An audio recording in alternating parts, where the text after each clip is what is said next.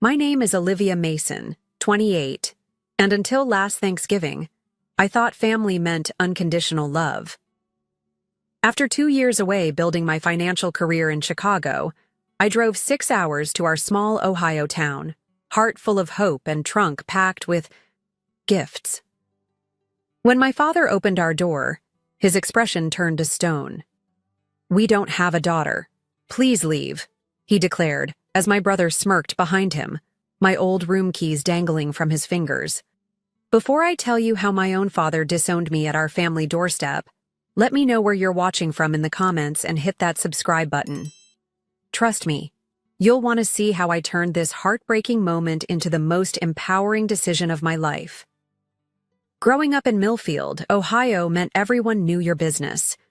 Our family portrait hung in the living room like propaganda. Dad standing tall and serious, Mom seated with perfect posture, Ethan and me positioned precisely on either side. From the outside, we were the picture-perfect American family. Inside our walls told a different story. My father, Robert Mason, ran our household like his construction company, with rigid rules and high expectations. A tall man with perpetually sunburned forearms and calloused hands, he believed a woman's place was in the home, and a man's success was measured by his ability to provide. Mom, Linda, was the peacekeeper, her gentle voice and warm brown eyes, always ready to soothe Dad's frequent storms of disapproval. "A Mason stands on their own 2 feet," Dad would say, though this family motto seemed to apply differently to me than to my younger brother Ethan. While I washed dishes after dinner, Ethan would be excused to finish his homework or practice baseball. When I brought home straight A's, Dad would nod briefly. When Ethan brought home C's with 1 A in physical education, Dad would clap him on the shoulder and say, "That's my boy." Mom noticed the disparity but addressed it in whispers when Dad wasn't around. "Your father just shows love differently. To each of you," she'd explain, smoothing my hair back. "He's harder on you because he knows you're strong like him." I didn't feel strong when Dad criticized my career ambitions. From the moment I won the state math competition in 8th grade, I knew I wanted to work in finance. I'd open savings accounts for my dolls, tracking their imaginary expenses in color-coded notebooks. "Numbers are clean," I told Mom once. "They don't play favorites or change the rules." Dad scoffed when I mentioned studying finance in college. "What's the point? You'll get married, have kids, and forget all about it. Better to find something practical you can do from home." Ethan, meanwhile, struggled with basic algebra but excelled at reading our father. He knew exactly when to agree enthusiastically with Dad's opinions, when to ask for advice to make Dad feel important, and when to appear vulnerable enough to need rescuing. By 15, my brother had mastered the art of manipulation, presenting different versions of himself depending on who was watching. The summer before my senior year of high school, I received early acceptance letters from 3 universities. The local community college sent a modest envelope. Northwestern and the University of Chicago sent impressive packets with glossy brochures. Dad saw me admiring the Chicago materials at the kitchen table. "Chicago?" He practically spat the word. "That's 400 miles away. What are you going to do in a big city all alone?" "Study finance," I replied, trying to keep my voice steady. "They have one of the best programs in the country." "And who's going to pay for this fancy education?" His arms crossed over his chest, stance widening as if preparing for battle. "I applied for scholarships," I explained, "and financial aid. I've been saving from my library job too." "Your money won't cover a fraction of those costs. Besides, your mother needs you here. I need you here." But I knew the truth.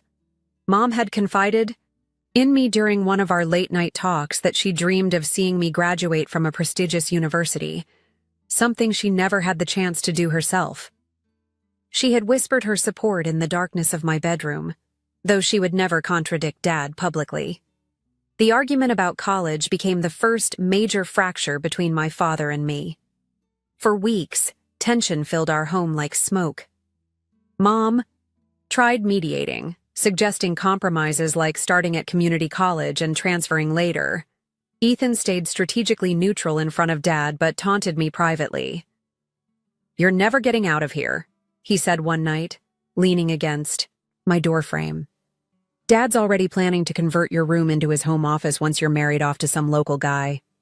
The day my full scholarship letter from Chicago arrived, I didn't tell anyone.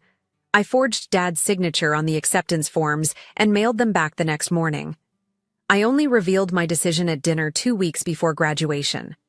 The silence after my announcement was deafening. Dad's face flushed crimson, his fist clenching around his fork until his knuckles whitened. Mom's eyes filled with tears, though I couldn't tell if they were of pride or fear. Ethan watched the scene unfold with keen interest, like a scientist observing an experiment. "If you leave," Dad finally said, his voice dangerously quiet, "don't expect us to bail you out when you fail." I left for Chicago in August. Mom hugged me tightly before I got in my used Honda Civic, slipping an envelope with $300 into my pocket. Dad stood on the porch, arms crossed, refusing to help load my belongings or say goodbye. Ethan watched from the window, already measuring my room for his expanded gaming setup. That day, a piece of my heart stayed behind in Ohio, buried somewhere beneath the floorboards of my childhood home. But another part of me, a stronger, more determined part, faced forward toward Chicago and never looked back. Chicago embraced me like a long-lost friend. The city's energy matched my ambition, its towering skyscrapers housing the financial institutions I dreamed of joining. My dormitory roommate Jessica quickly became my first real friend, accepting me without the weight of hometown expectations. "Your family sounds intense," she commented after hearing snippets of my background.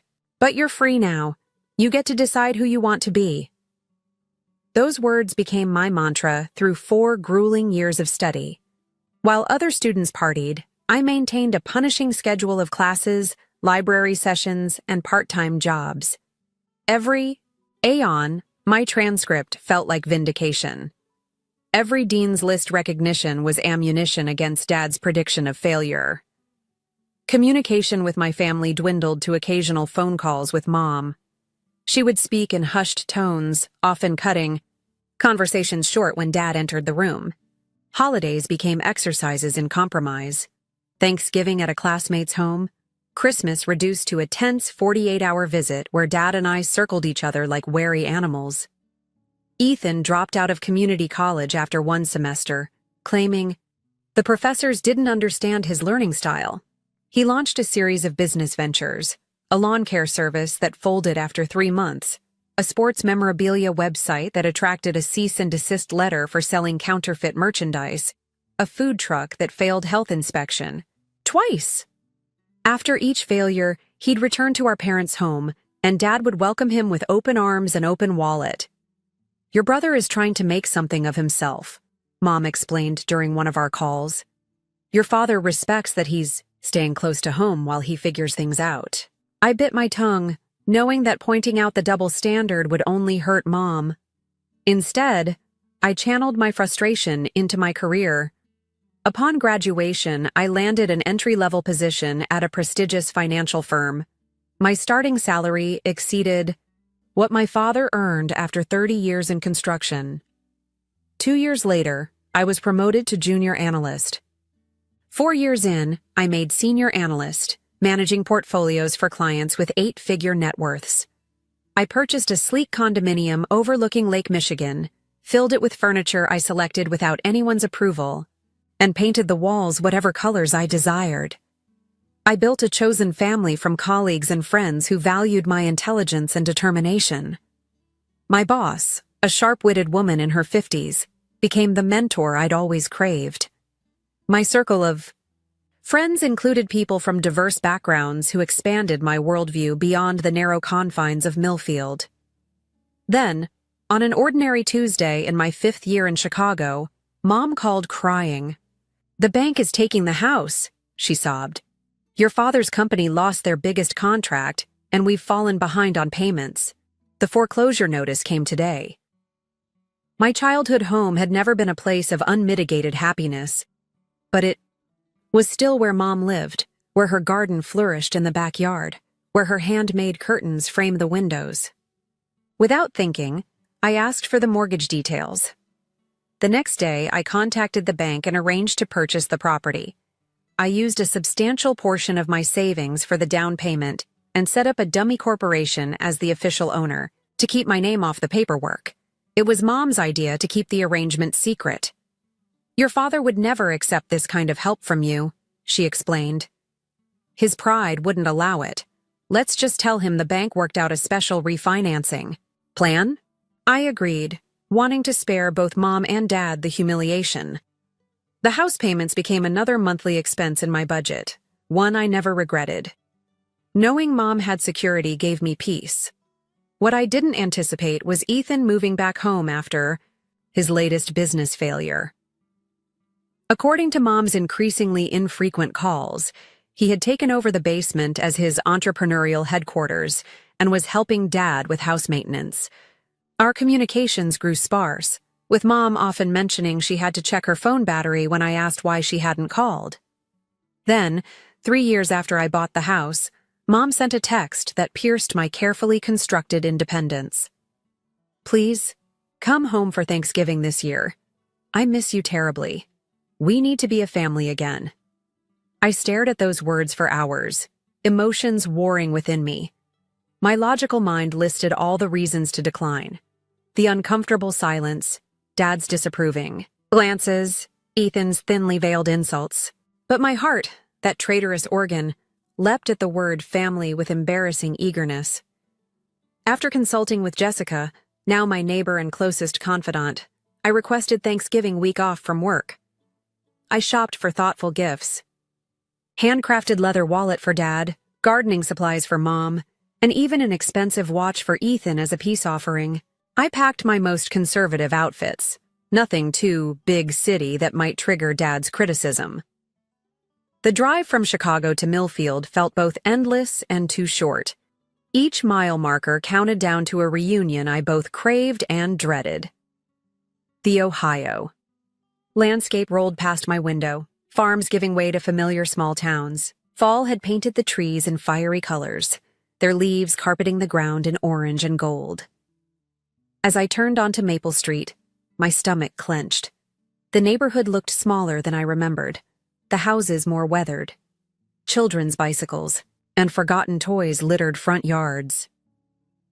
Mrs. Patterson's elaborate Thanksgiving decorations still dominated her porch, pilgrims and turkeys competing for attention.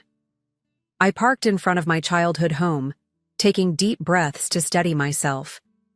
The house looked different somehow. Dad had painted the shutters a new color, and the porch railing had been replaced. A strange car sat in the driveway next to Dad's pickup truck. For a moment, I considered starting my car again and driving, straight back to Chicago. Instead, I grabbed my overnight bag and the gift-wrapped packages, plastered on my most confident smile, and walked up the familiar cracked sidewalk to face my family after 2 years of absence. My heels clicked against the concrete path leading to our front door. I had chosen my outfit carefully that morning, a burgundy sweater and tailored black pants, professional but not flashy. My hair was swept into a neat bun, pearl earrings catching the weak November sunlight. I wanted to appear successful but not boastful, put together but not pretentious. The front yard looked different from my memories. Dad's meticulous lawn had grown patchy, with brown spots marring the once perfect grass. Mom's cherished rose bushes had been removed, replaced with low-maintenance shrubs that required little attention. A large television satellite dish now dominated one side of the roof, an eyesore Mom would never have approved in the past. More jarring were the unfamiliar wind chimes hanging from the porch ceiling, their discordant melody nothing like the gentle tinkling of Mom's favorite copper bells. The welcome mat, once hand-painted by Mom with cheerful sunflowers, had been replaced by a generic one bearing the Mason family name in bold black letters. These small changes accumulated into a sensation of wrongness, as if I were approaching a house that merely resembled my childhood home rather than the actual place. Still, I squared my shoulders and pressed the doorbell, wincing at the unfamiliar electronic tone that replaced our old mechanical chime. Footsteps approached from inside. Heavy, deliberate steps that I recognized as my father's distinctive gait. The curtain on the adjacent window twitched aside briefly, and I caught a glimpse of movement before the fabric fell back into place. The lock clicked, and the door swung, open. Dad stood framed in the doorway, his 6-foot frame blocking my view of the interior. He had aged since I'd last seen him, his once salt and pepper hair now almost completely gray. Deep lines bracketed his mouth and etched his forehead. He wore his standard uniform of flannel shirt and worn jeans, a coffee stain visible near the collar. What struck me most was his expression. There was no surprise, no warmth, not even the disappointment I had braced myself for.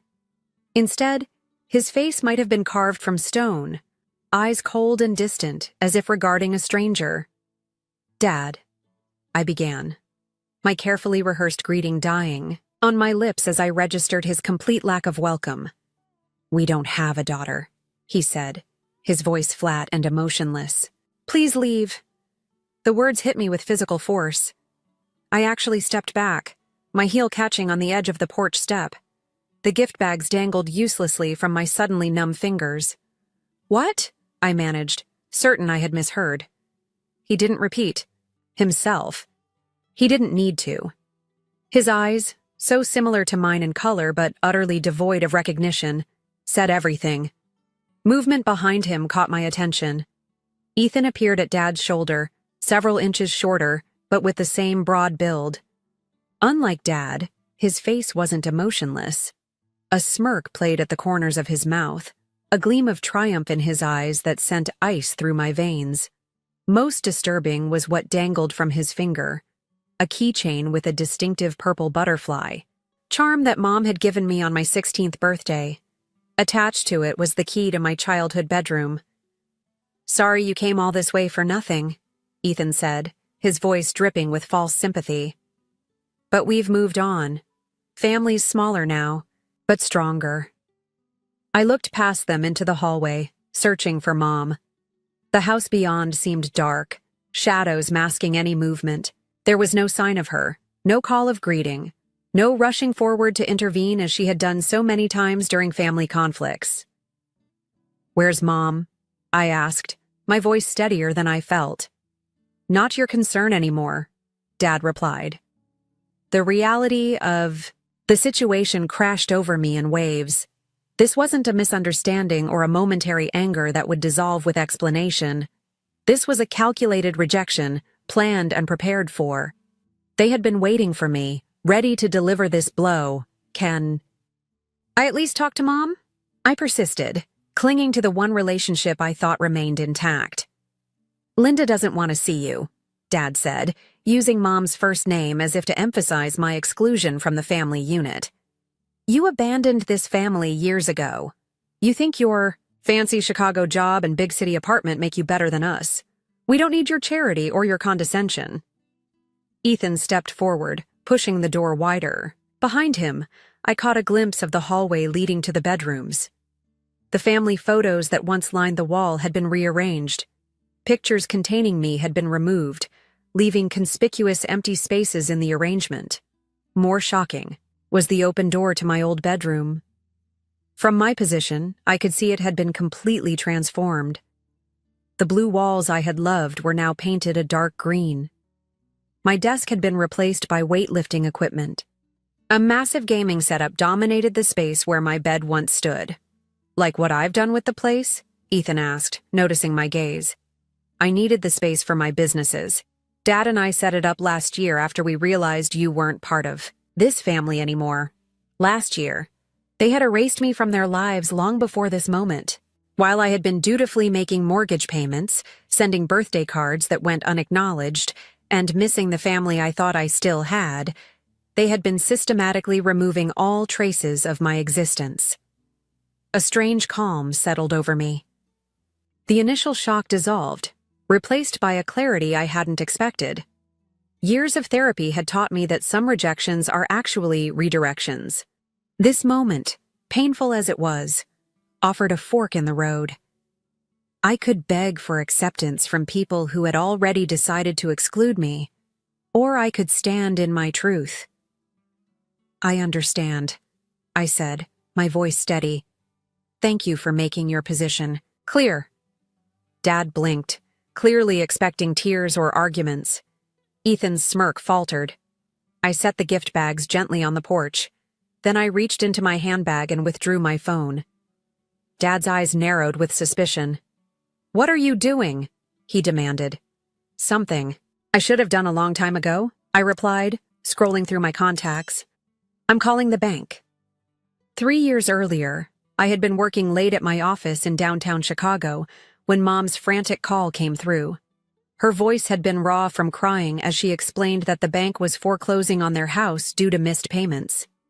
Dad's construction company had lost its biggest client after a dispute, and they were 6 months behind on the mortgage. "He won't tell anyone," she whispered. "He's too proud, but we'll be homeless in 30 days if something doesn't change." That night, I contacted my financial advisor and liquidated a significant portion of my investment portfolio. The next morning, I called the bank holding my parents' mortgage and arranged a meeting.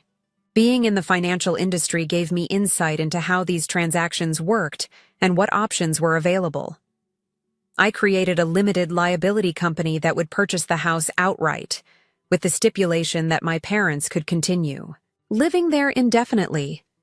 The paperwork was complex, designed to hide my involvement at Mom's insistence. "Your father would never accept this kind of help from you," she had explained during one of our hushed phone conversations. "It would destroy what's left of his pride. Please, let's keep this between us."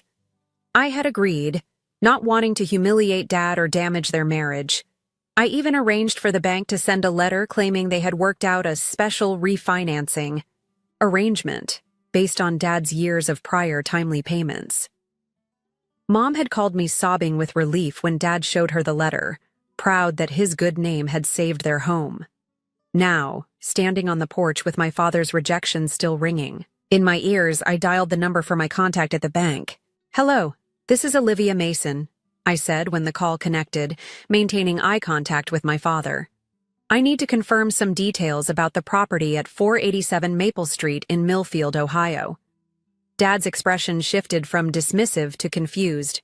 Ethan stepped forward, attempting to hear my conversation. "Yes, that's correct. Mason Family Holdings LLC is the current owner," I continued, keeping my voice professional and calm. "I'd like to verify that my name is the only one on the ownership documents." The color drained from Dad's face as comprehension dawned. Ethan grabbed his arm, whispering urgently. "She's bluffing," he hissed, loud enough for me to hear. "Hang up now." I put the call on speakerphone. "Could you please confirm who has been making the mortgage payments for the past 3 years? "That would be you, Ms. Mason," the banker replied. "All payments have come from your personal account in Chicago since you purchased the property in November 2020. "Thank you," I said, ending the call and returning the phone to my purse. The silence that followed was absolute. Even the wind seemed to hold its breath as the truth settled around us like snow. Dad's face underwent a remarkable transformation. The cold rejection melted away, replaced by shock, then confusion, and finally the dawning horror of understanding. He gripped the doorframe for support, his knuckles whitening under pressure.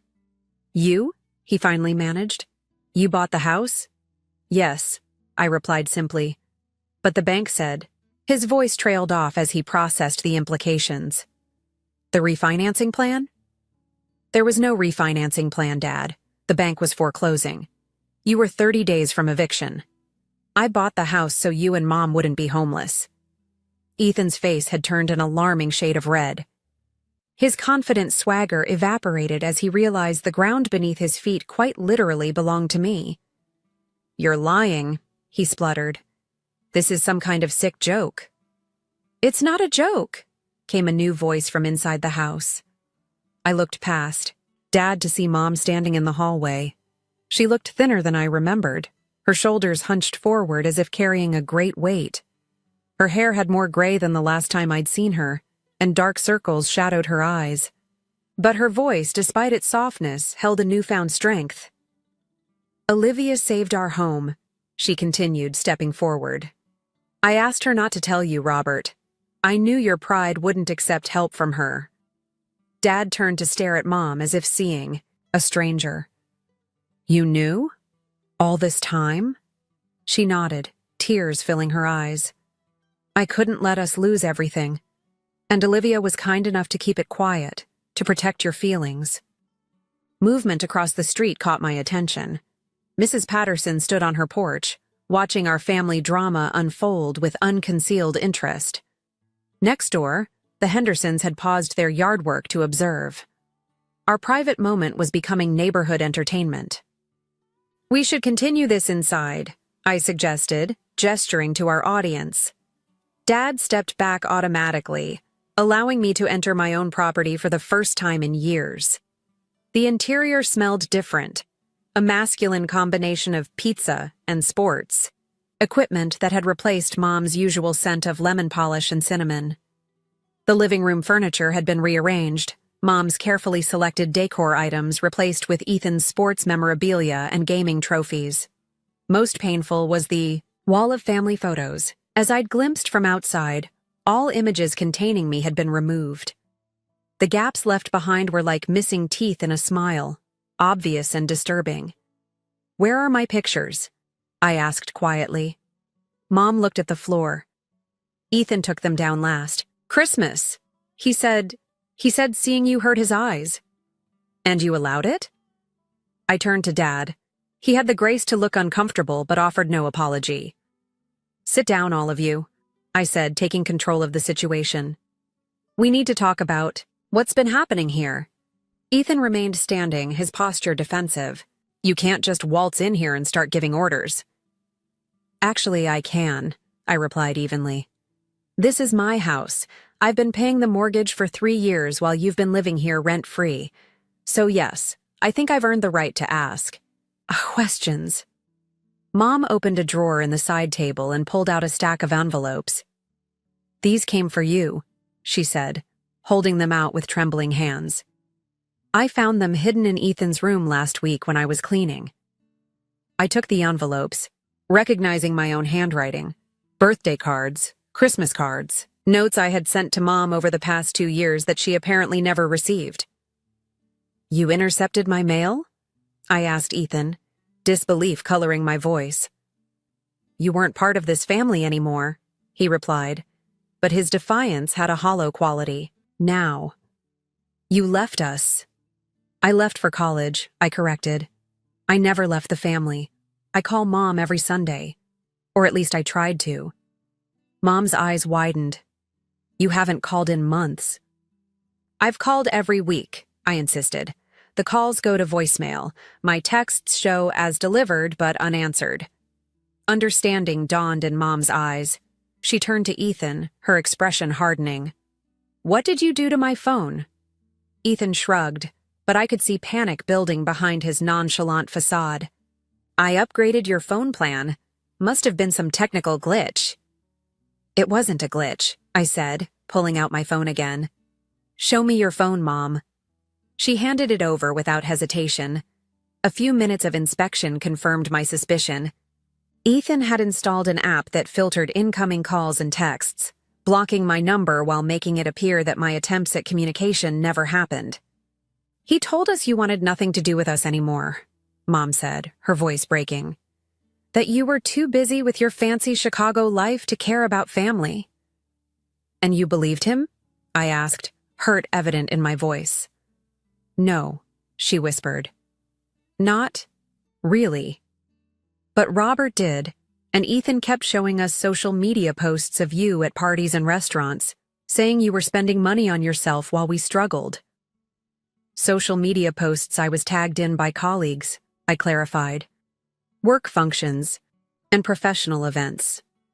Not wild partying." Dad had sat silently through this exchange, but now he stirred. "The house transfer papers, I signed them.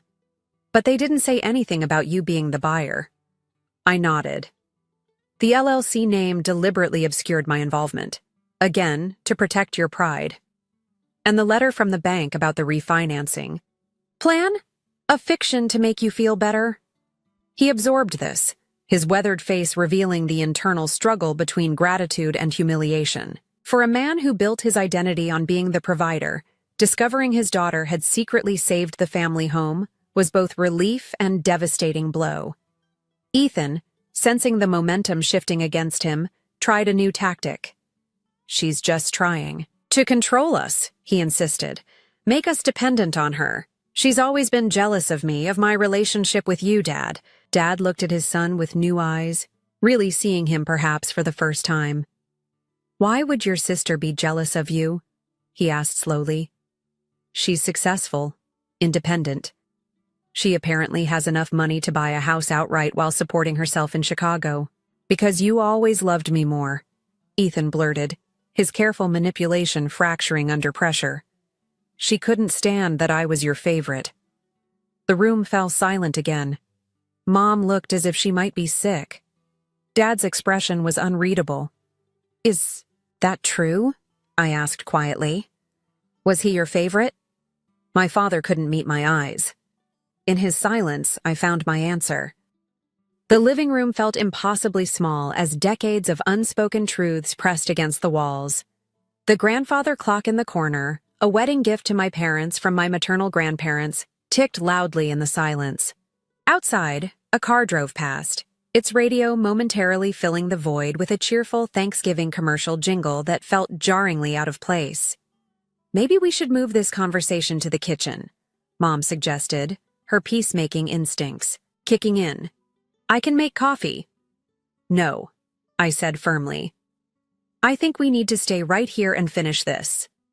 I placed the stack of intercepted cards on the coffee table, spreading them out like evidence at a trial. I never abandoned this family. I sent cards for every birthday, every holiday. I called weekly. I texted almost daily. When you stopped responding, I assumed you were busy or upset, but I never stopped trying. Dad picked up one of the envelopes, examining his name written in my familiar handwriting. I never saw these. Because Ethan made sure you didn't, I said. Just like he made sure you didn't see the truth about the house. Ethan paced the living room like a caged animal, increasingly desperate as his carefully constructed narrative unraveled. Dad, she's twisting everything. She left us. She thinks she's better than us with her big city job and fancy degree. Is that why you told them I abandoned the family? I asked. Because I left Millfield? Because I pursued my education and career? You did abandon us, he shouted, mask slipping completely now. You were supposed to stay here, get married, have kids. That was the plan. But you had to be different, had to prove you were special. There was never any plan for my life except the one I made for myself, I replied, maintaining my composure despite his escalating anger. And I never claimed to be special. I just wanted opportunities. Opportunities, he sneered. Like the opportunity to look down on us? To make Dad feel like a failure because he couldn't afford your college? To make Mom feel trapped in this small town? Ethan, Mom interrupted, her voice sharper than I'd ever heard it. Stop putting words in my mouth. I've never felt trapped because of Olivia's success. I've felt proud. Dad stood abruptly, moving to a cabinet in the corner. He unlocked it with a key from his pocket and pulled out a folder. I need to see those ownership papers again, he muttered. Robert, what are you doing? Mom asked, concern lacing her voice. Checking something, he replied grimly. He spread several documents on the dining table, comparing them to something on his phone. His expression darkened as he read. These aren't the same. I moved to the table, examining the papers. They appeared to be transfer documents for the house, but the details were subtly different from the ones I had signed. The LLC name was correct, but several clauses had been altered. These are forgeries, I said after careful examination. Good ones, but definitely not the original documents. Dad's gaze shifted to Ethan, who had gone very still. Son, what do you know about this? Ethan's Adam's apple bobbed as he swallowed hard. It's just some paperwork, Nothing important. It's fraud, I corrected. Altering legal documents is a felony. The room temperature seemed to drop several degrees as the implications sank in. Dad's face hardened as he looked at his son with growing suspicion. "Why would you forge these papers, Ethan?" he asked quietly. Ethan's composure cracked entirely. "Because I needed to fix things. We were going to lose everything because of your stupid pride. You wouldn't take a loan, wouldn't accept help, wouldn't listen to reason. Someone had to do something." "So you forged transfer documents?" Dad pressed. "To what end?" An uncomfortable realization dawned on me. "You were planning to sell the house," I said, the pieces suddenly fitting together. "These forgeries put your name on the ownership documents instead of the LLC. You were going to sell it out from under Mom and Dad." Ethan's silence confirmed my suspicion. "Is this true?" Mom whispered, her face pale with shock. "I had debts," Ethan finally admitted, his voice barely audible. "Serious debts. The cryptocurrency investment went bad, really bad. And then there were the loans for the food truck and the online poker." "Gambling debts," Dad supplied, his voice hollow with disappointment. "How much?" "Around 80,000, Ethan mumbled. The amount hung in the air like a noxious gas. $80,000. More than Dad made in a year. More than the family had ever possessed at one time. "So you were going to sell our home?" Mom asked, tears streaming down her face. "Where would we have gone?" "I had it all figured out," Ethan insisted, a desperate edge to his voice. "We'd downsize to an apartment, just temporarily. Once I paid off the debts, my new business would take off. We'd buy a nicer place." "What new business?" Dad asked wearily. "Sports memorabilia authentication? I have connections now. Real ones. The same business that had gotten him in legal trouble 3 years ago," I noted silently. "And when were you planning to sell?" I asked. Ethan wouldn't meet my eyes. "The paperwork was almost ready. Another month, maybe less." "Right after Thanksgiving," I translated. "You were going to wait until the holiday was over, then sell the house before Christmas." A knock at the door interrupted the tense conversation. Dad opened it to reveal Sheriff Jim Taylor, a family friend since my childhood. His expression was grave as he took in the scene before him. "Everything all right here, Robert?" he asked, though his eyes were fixed on me. "Mrs. Patterson called, saying there might be a disturbance." "No disturbance, Jim," Dad began, but I stepped forward. "Actually, Sheriff Taylor, we've discovered some concerning documents," I said professionally. "Possibly fraudulent property transfer papers." The sheriff's eyebrows rose as recognition dawned in his eyes. "Olivia Mason? Well, I'll be. Haven't seen you in years." He turned to Dad. "Didn't know your daughter was visiting for Thanksgiving." "Neither did I," Dad muttered. Sheriff Taylor's confusion was evident, but he focused on my statement. "Fraudulent documents, you say?" Ethan made a sudden move toward the back door, but Dad caught his arm in a vice-like grip. "No, son, you're staying. Right here to face this." "Face what?" Ethan challenged, though his bravado was clearly forced. "It's just a family misunderstanding." "Fraud isn't a misunderstanding," Sheriff Taylor said mildly. "Neither is theft of mail, if what I overheard is correct." Mom stepped forward, maternal instinct overriding her shock and disappointment. "Jim, please, it's Thanksgiving tomorrow. Can't we handle this as a family first?" The sheriff hesitated, decades of friendship with my parents warring with professional duty. Finally, he nodded. "Robert, Linda, I've known you both forever. I trust you'll contact me if you decide to pursue this officially." He turned to Ethan, his expression hardening. "And you, young man, might want to think very carefully about your next moves." After Sheriff Taylor left, an uncomfortable silence settled over the living room again. The family photos with their conspicuous gaps seemed to watch us accusingly, from the wall. The house itself felt like a fifth presence in the room, its very ownership now the catalyst for unraveling decades of family dynamics. Ethan slumped onto the couch, defeated. "What happens now?" he asked, not looking at any of us. I surveyed the wreckage of what I had once called family. My father, aging and confused, caught between anger and shame. My mother, exhausted by years of peacekeeping, her loyalty divided and abused. My brother, corrupted by entitlement and desperation. And myself, successful but alone, standing in the home I owned but had never been allowed to belong in. The question hung between us. What happens now? The ticking of the grandfather clock marked the passing seconds as we all stood frozen in our respective positions. Outside, the late afternoon sun cast long shadows through the windows, painting diagonal lines across the living room carpet. The moment stretched, taut with unspoken thoughts and potential paths. I could have called Sheriff Taylor back.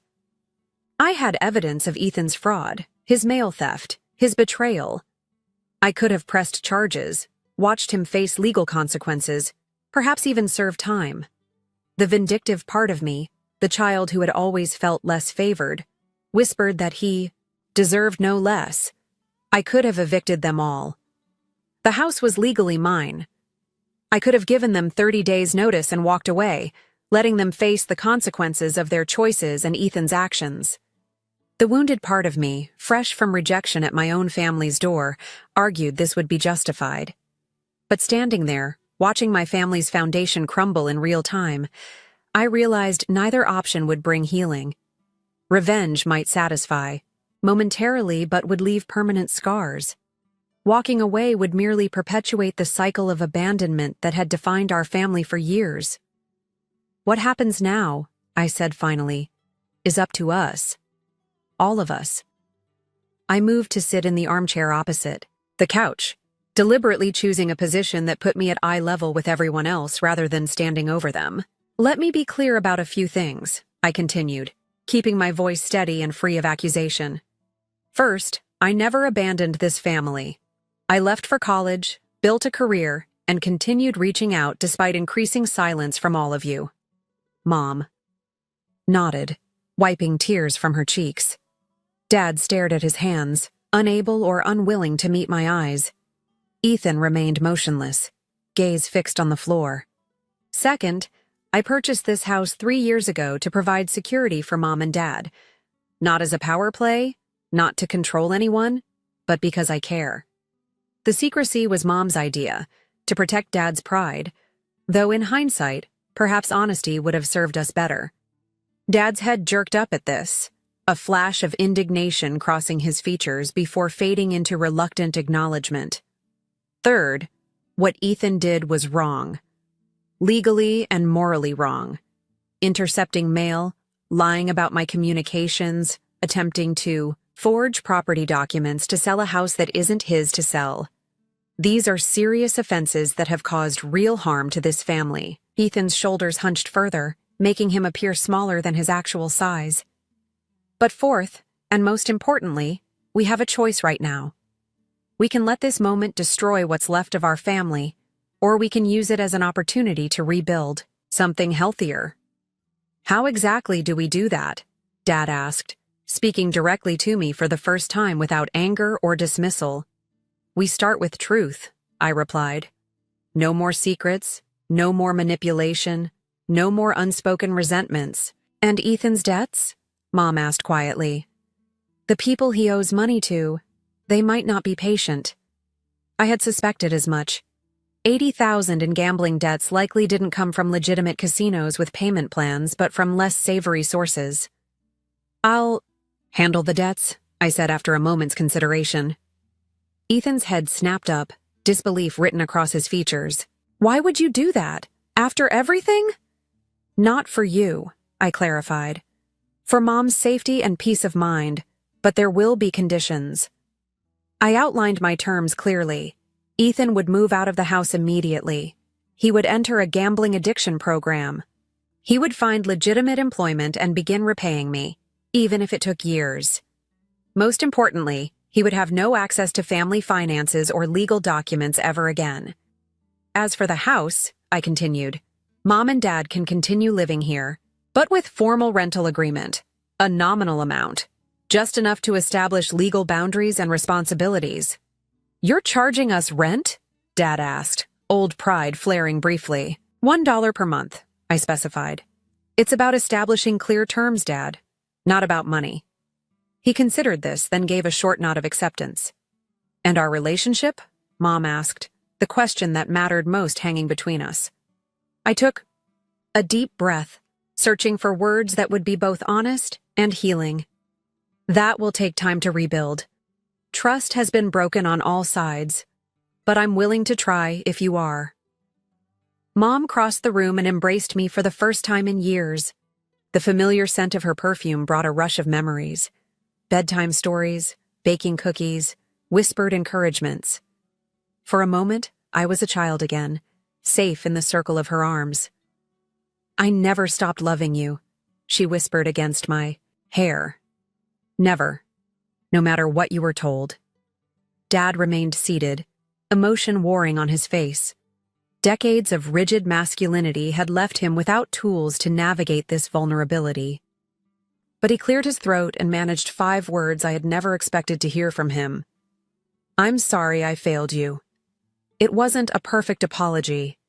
It didn't address the years of favoritism, the cold rejection at the door, the willing belief that I had abandoned the family. But it was a beginning, an acknowledgement of his role in our fractured relationship. Ethan alone remained apart, his expression a complex mixture of shame, resentment, and fear. "So, that's it? You swoop in like some fairy godmother, solving everyone's problems, and we're supposed to be grateful?" "No," I replied evenly. "You're supposed to be accountable. Gratitude can come later, if at all." He flinched at my directness, unused to being held responsible rather than coddled. For perhaps the first time in his adult life, Ethan was facing consequences he couldn't charm or manipulate his way out of. "I don't have anywhere to go," he said. Finally, a note of genuine panic in his voice. "I've arranged a room at the Millfield Inn for tonight," I replied, having texted the arrangement while Mom embraced me. "Tomorrow we can discuss longer-term options, but you can't stay here." The next few hours passed in a blur of activity. Ethan packed essentials under Dad's watchful eye, his gaming equipment and sports memorabilia left behind. I drove him to the inn personally, maintaining a professional distance during the silent journey. "Why are you really doing this?" he asked as I handed him the room key. "You could have had me arrested. You could have taken everything." "Because revenge doesn't heal anything," I answered honestly. "And despite everything, you're still my brother." I left him standing in the hotel parking lot, a solitary figure with a duffel bag and a lot to think about. When I returned to the house, Mom had prepared a simple dinner.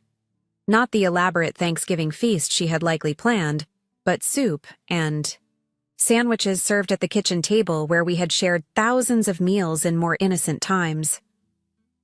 "I called the Harvest Table restaurant in town," I informed them as we ate. "They had a last-minute cancellation for tomorrow at 1 o'clock. I reserved it for us." "Thanksgiving at a restaurant?" Dad questioned, traditional values momentarily overriding our new reality. "A neutral location," I explained.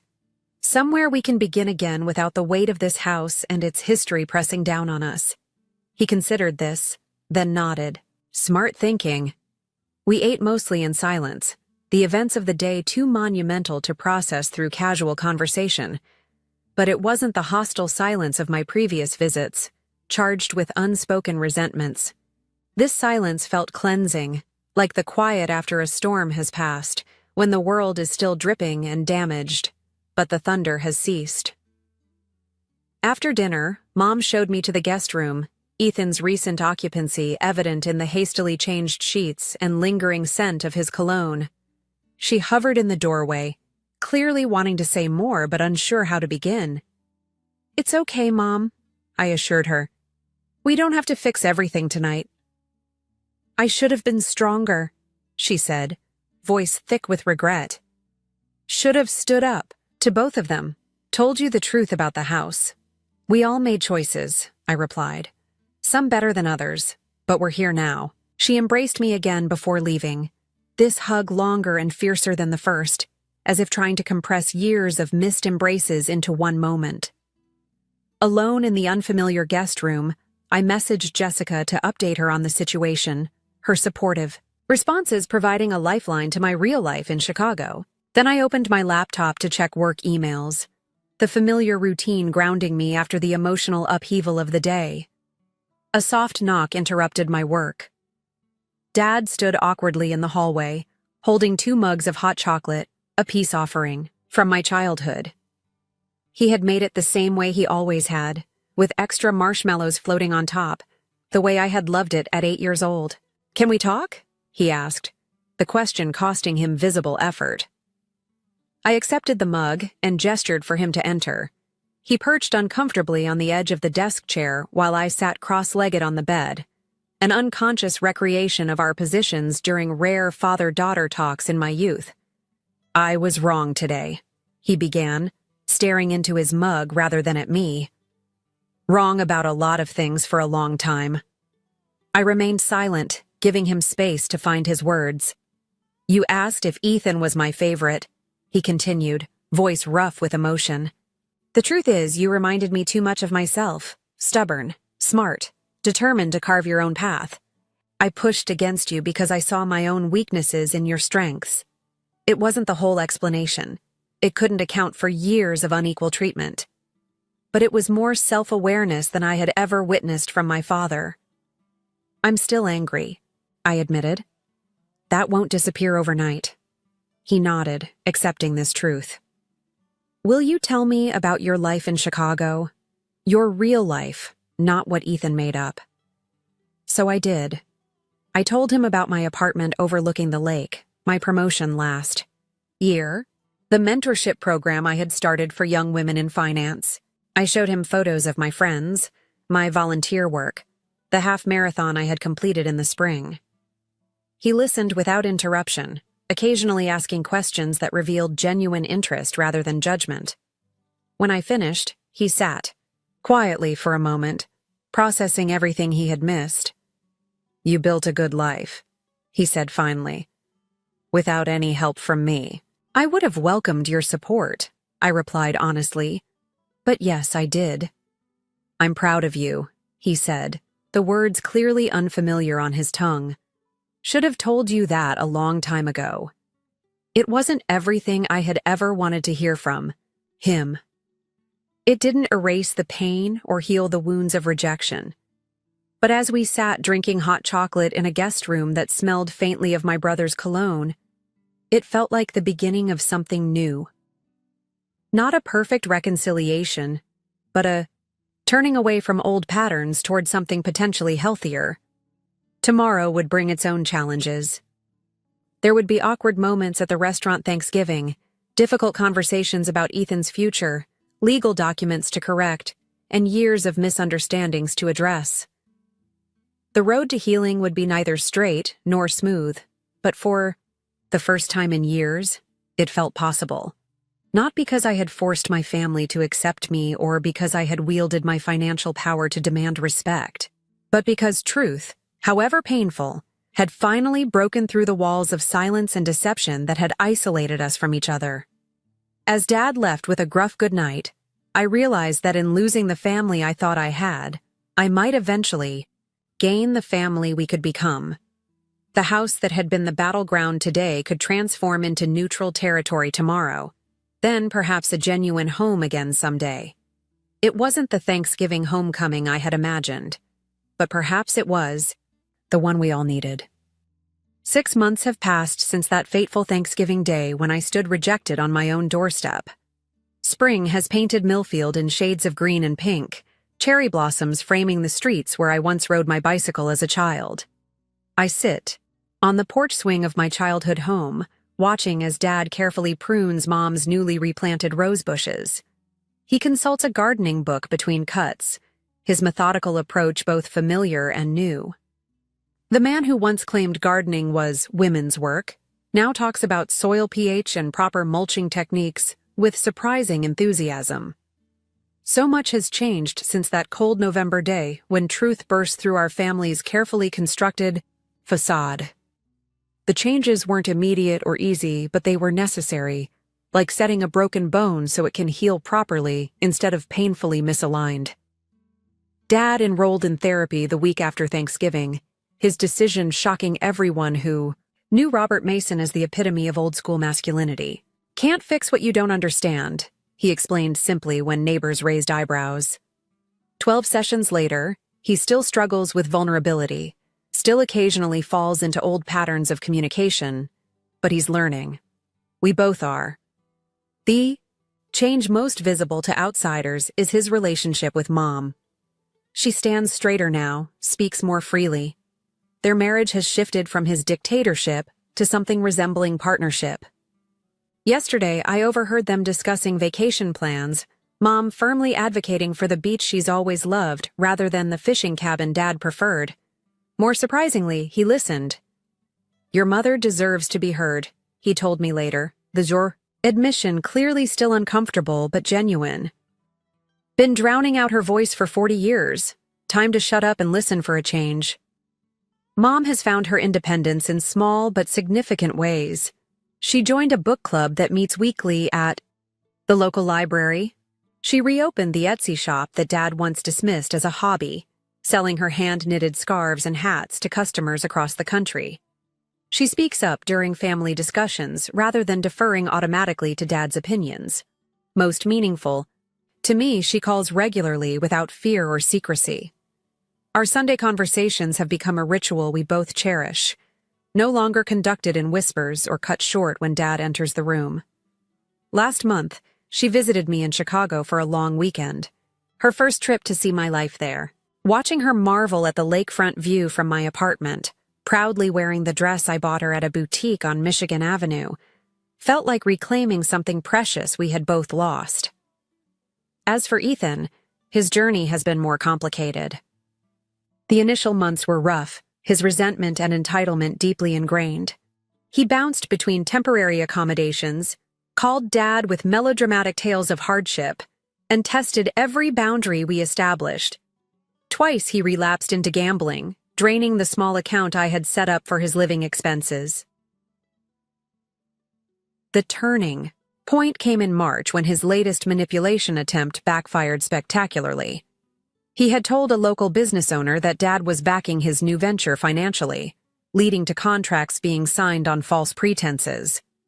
When Dad not only refused to cover the resulting debts but also informed the business owner of Ethan's deception, my brother faced a harsh reality check. "Nobody's buying your act anymore," Dad told him bluntly.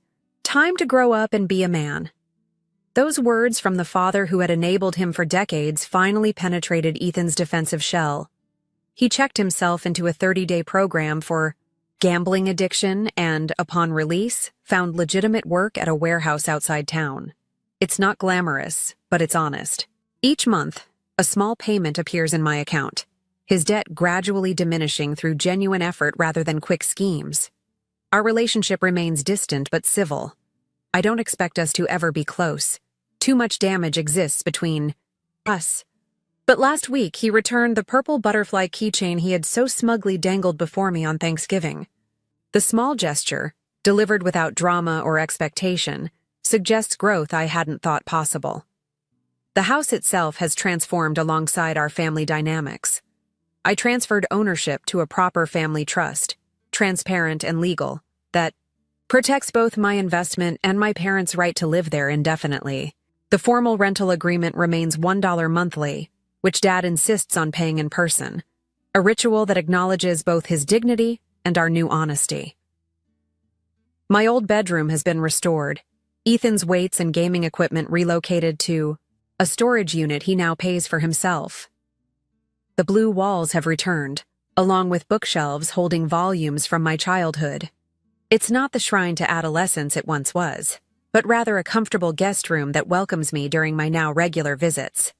Most significantly, the family photos have been rehung, the conspicuous gaps filled with images that tell our complete story, including the difficult chapters. My college graduation photo sits alongside Ethan's high school baseball team picture. My parents' wedding portrait hangs beside a recent image of all four of us at Easter dinner, our smiles tentative but genuine. Professionally, This period of family reconciliation coincided with unexpected career growth. The boundary-setting skills I developed through family therapy translated to greater confidence in the workplace. 2 months ago, I received a promotion to portfolio manager, the youngest in my firm's history. My boss noted that my authentic leadership style and emotional intelligence set me apart from colleagues with similar technical qualifications. Sometimes our deepest wounds become our greatest strengths, my therapist observed when I shared this news. Your family experience taught you to recognize unhealthy dynamics and address them directly, rather than accommodating or avoiding them. This truth resonates deeply with me. The pain of being rejected at my own doorstep, of discovering years of deception and manipulation, initially felt like wounds that would never heal. Yet those very experiences forced me to develop resilience, discernment, and communication skills that now serve me in every relationship, personal and professional.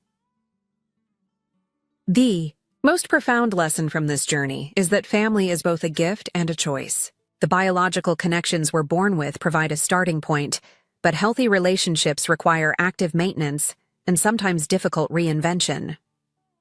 Love without boundaries isn't really love at all, but rather a permission slip for dysfunction.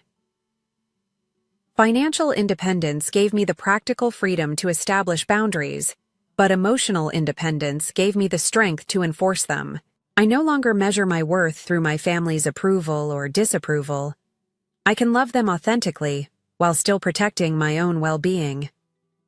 Dad joins me on the porch swing, wiping gardening soil from his hands with a rag. We sit in companionable silence for a few moments, watching as a neighbor's child rides past on a bicycle adorned with streamers. "Never thought we'd get here," he says finally, gesturing vaguely to encompass not just the physical property, but the emotional territory we've navigated. "Where exactly is here?" I ask, genuinely curious about his perspective. He considers this, taking the question seriously rather than dismissing it as he once would have. "A place where I can be wrong without feeling worthless, where we can disagree without destroying each other, where the past doesn't control the future." His words, more eloquent than I would have expected from the father of my childhood, remind me that we are all capable of growth at any age.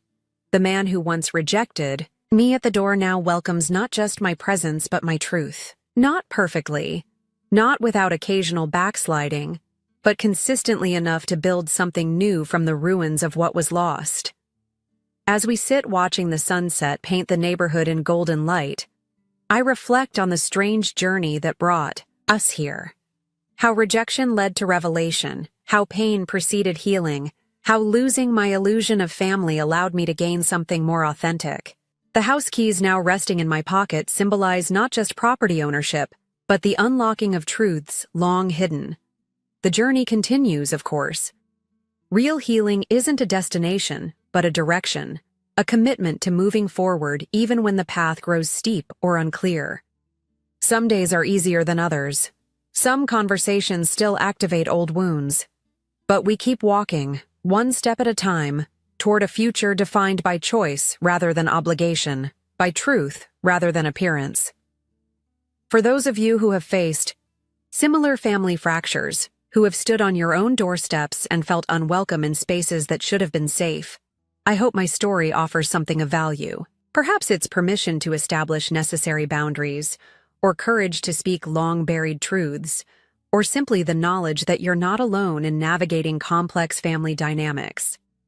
Have you experienced moments where rejection ultimately led to greater authenticity in your relationships? How have you balanced maintaining boundaries with offering forgiveness? Share your thoughts in the comments below. And if this story resonated with you, please subscribe and hit that like button. Your support helps me continue sharing these difficult but important conversations about family, healing, and finding strength through our most painful experiences. Thank you for walking this path with me today, and remember that sometimes our greatest power emerges precisely when we feel most powerless.